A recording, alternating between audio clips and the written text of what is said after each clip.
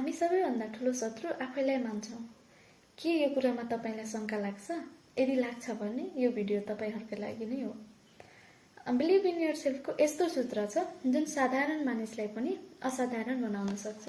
त्यो सबै कुराहरूलाई समेटेर एउटा बुक तयार पारिएको छ, जुन बुकको नाम हो आफैमा विश्वास गर्नुहोस्। यो बुक, जसलाई इङ्ग्लिसमा बिलिभ इन योरसेल्फ भन्ने गरिन्छ, यस बुकभित्र धेरै त्यस्तो कुराहरू समेटिएको छ जुन कुराहरू तपाईलाई थाहा नहुन सक्छ। आउनुहोस् सुरु गरौँ।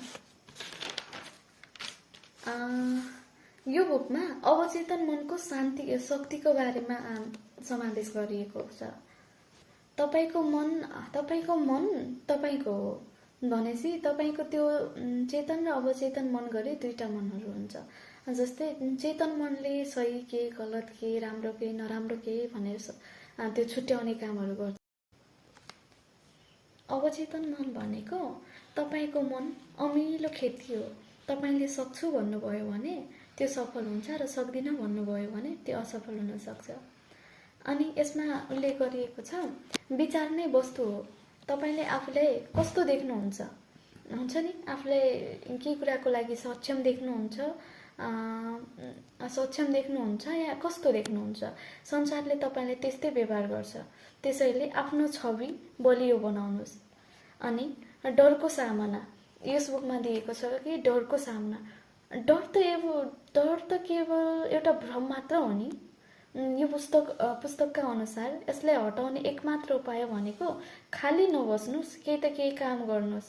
तपाईँ जुन काम गर्न तपाईलाई डर लाग्छ तपाईँ त्यही काम गर्नुस्। हुन्छ नि, मान्छे जो गर्न सक्दैन ऊ गर्न सक्दैन भन्छ भने जुन कुरामा डर लाग्छ त्यही कुरा गर्नुस्। अलि लाइफमा रिस्क भन्ने कुराहरू लिन सिक्नुस्। त्यसै गरी सकारात्मक सङ्कल्प लिनुस्।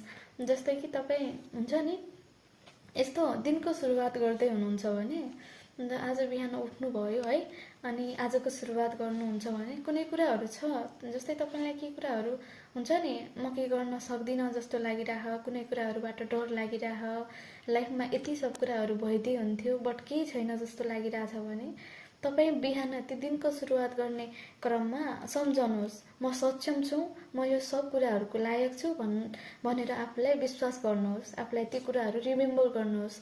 त्यसले के हुन्छ भनेपछि तपाईँको त्यो सबकन्सियस माइन्डमा त्यो हुन्छ नि, त्यो सबकन्सियस माइन्डमा त्यो सेट हुन्छ के, त्यो माइन्डले त्यस्तै थटहरू बारम्बार त्यो रिपिट गर्छ नि, त्यो त्यस्तै माइन्डमा बस्छ अनि रियालिटीमा पनि त्यस्तो हुन सक्ने सम्भावना बढी हुन्छ। त्यही भएर हामीले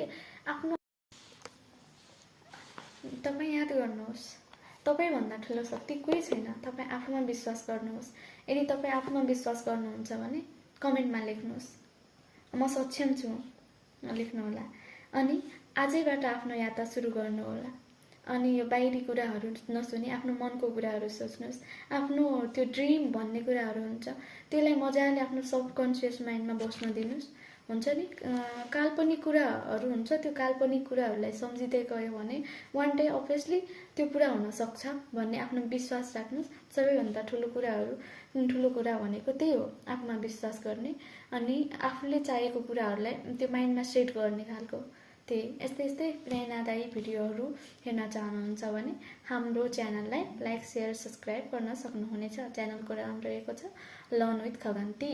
okay, thank you so much.